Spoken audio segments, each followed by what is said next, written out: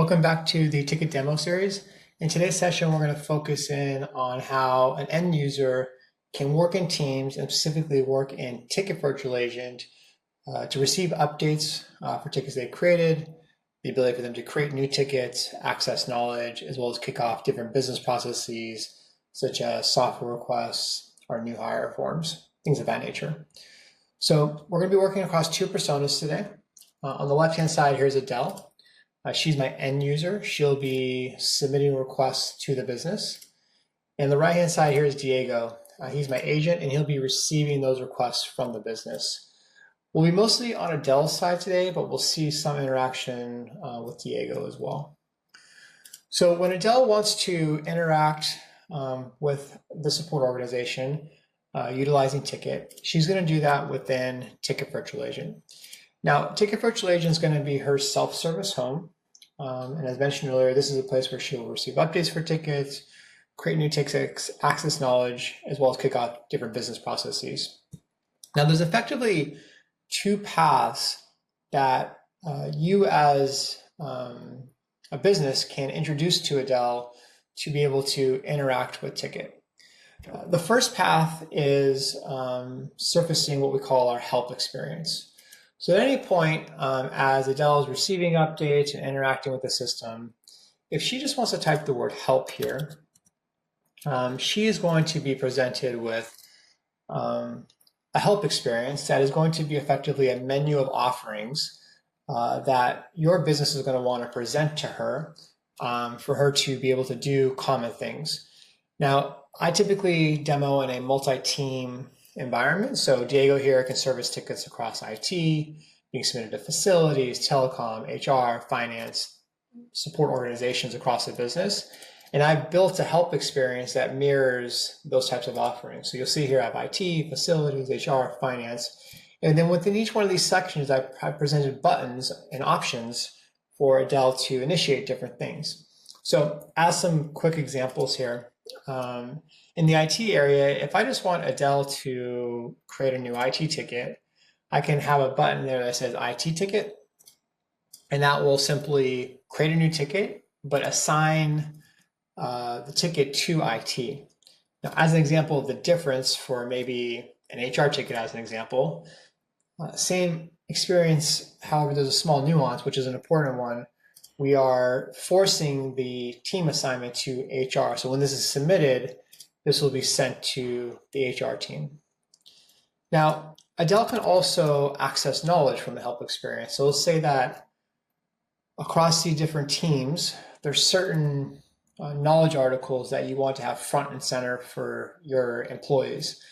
Now, I have 40 plus different offerings across different knowledge and business processes in my system, but I'm choosing to only surface, a subset of those. You can choose to surface all of them on this help experience. But in my business, let's say that, what is the Wi-Fi info is a common question.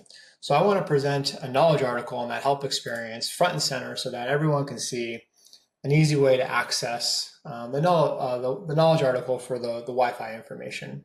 Or maybe, the HR team is constantly being asked a question about how to reset passwords or how to solve password issues. In my HR section, I'm going to show an article on how to reset a certain password, things of that nature. The third thing Adele can do here is she can also initiate business processes. So let's say that we wanted her to fill out a form whenever she is submitting software. So she can select the software request form, and that will bring back the form there. Or maybe for a new hire, we want to present a new hire form. That will bring the form for her to fill out. So this help experience lets you, curate something very specific to your business and give your employees this menu of offerings that let them really easily visualize what they can do and be able to initiate those items. That's the first path that she could take. The second path is more natural conversation. It's driven by our knowledge engine, which is supported by cognitive services, Microsoft AI cognitive services. So what you're going to see here is Adele also has the ability to ask questions to Tikit Virtual Agent and receive responses. So simple example to start off with. If Adele wanted to see her open tickets, she could simply say see tickets, which would bring back her tickets.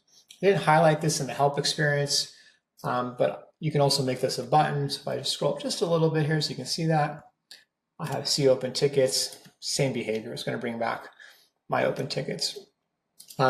She can also create a new ticket. So if I just said new ticket, that would bring back the ability to create a new ticket. And I've turned on what we call multi-department within this experience. So this is going to let Adele send this to any of the teams or departments after she submits this ticket. She can also start asking questions to bring back different maybe knowledge articles that are of interest to her. So maybe she says, need the latest version of the employee handbook. What you're going to see happen is Tikit Virtual Agent is going to search our knowledge engine. We're going to take that question, we're going to pass it over to Microsoft AI Cognitive Services. We're going to understand the intention of the question. And if we have the location of the employee handbook, we're going to provide it. And you're seeing here that article being provided back with the location of the employee handbook. We're also going to ask her a question. Was this answer helpful, yes or no? If she says no, we'll let her to continue to travel and create that ticket. But if she says yes, we'll tell her, awesome, glad that helped. We'll imply to her that a ticket wasn't created, but it actually was. It was created and tagged as deflected. And then your business can report and trend on tickets that were created but deflected from the visibility across your different support organizations. Now, not every question is going to be that specific. End users are probably going to typically ask more generic questions. So if Adele were to come in here and say, I can't log into the network, kind of a vague question, that's pretty typical. What you're going to see here is Tikit Virtual Agent is going to search our knowledge engine. And amongst my 30, 40 offerings that I have, what you're seeing here is that we're not 100% confident what the right answer is. So we are going to present potential answers to her questions. And in my environment, I have 4 potential answers. And they're stack ranked from most probable to least probable being visualized here. And then once Adele reviews that, she can go and select one of those. So let's say that I want the Wi-Fi password as in this example. I can click on that and it'll bring it back. So just a different experience. Sometimes it's a very specific answer, you get a direct answer. Sorry, to a question, you get a direct answer back. Sometimes you get a vague question, you need some options there. Last example I'm going to show here, just to give a different visual on what's possible visually from a response on a knowledge article is, when do I get paid? I misspelled that, it was an accident, but I think the call out there is that this is not keyword driven, it is understanding the intention of what's being asked and bringing back the appropriate response. So you'll see here, this is just a knowledge article with some screenshots here. So she has the ability to ask these questions, get knowledge responses. She can also ask questions to kick off business processes. So if Adele came in here and said, I need Adobe Photoshop, what you're going to see here is that we're going to search our knowledge engine. And we know this is a software request, which is a service request sitting inside of our service catalog. And we need her to fill out a form to facilitate a software request. Now, I showed this on the help experience. So you can present a button that lets her go straight here, or she can ask a question that could also bring back the form. So if she were to come in here and say, I need Adobe Photoshop,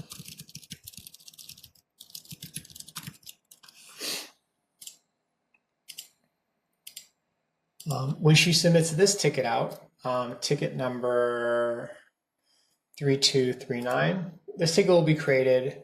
And what you're going to see here is that this ticket is going to be assigned to the desktop group. The reason for that is that in my business, all software requests are managed by the desktop group. And I am tuning, maturing the properties, to align to that. So you'll see here it's categorized as software, categorized as a service request. I've captured those form answers on the form here. This is also sitting on top of a lifecycle, which is our workflow engine. And you'll see here that we're in phase one, which is an approval phase. There's other demo series videos that really highlight the life cycles and workflows here. But just want to highlight as this ticket is traveling, Adele's going to be made aware of different updates. And one of those in this example is, hey Adele, for this software request to move forward, Diego or Alex needs to approve that request. Another example, just a simple example, but to show you the difference in kind of the forms experience here is, I need to move my office. This is the move add change for facilities. I'm going to present a different form, at least in my business.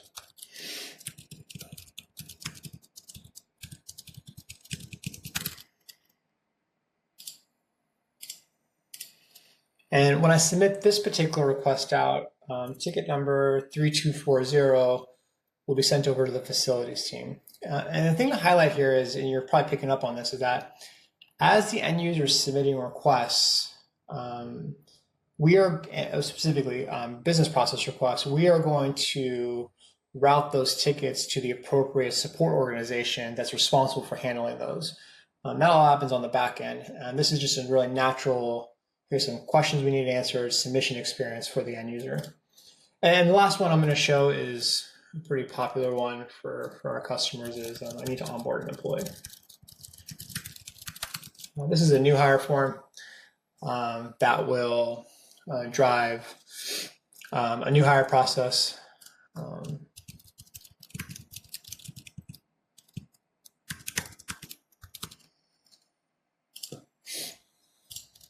And as I'm filling this out, the thing I want to highlight here is that this particular new hire process is actually going to be sent over to HR, because in my business, all new hire processes are managed by HR. However, as a software request, we have matured the properties of this ticket to align to the software request, excuse me. It's also sitting on top of a life cycle. So we have IT and facilities and HR all working in concert to bring on this employee.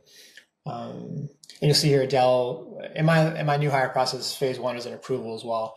So just like in the software request, we made Adele aware that an approval needs to happen here. This one's actually dynamically going to Adele's manager.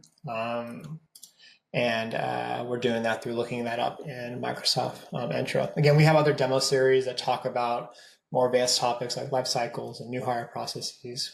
So I won't spend too much time on that particular topic. So just to recap, end users are going to live in their self-service experience within Tikit Virtual Agent. This is a place where they'll receive updates for tickets that they've created. They can create new tickets. They can access knowledge articles. They can submit different business processes like software requests, new hires, see their open tickets, things of that nature.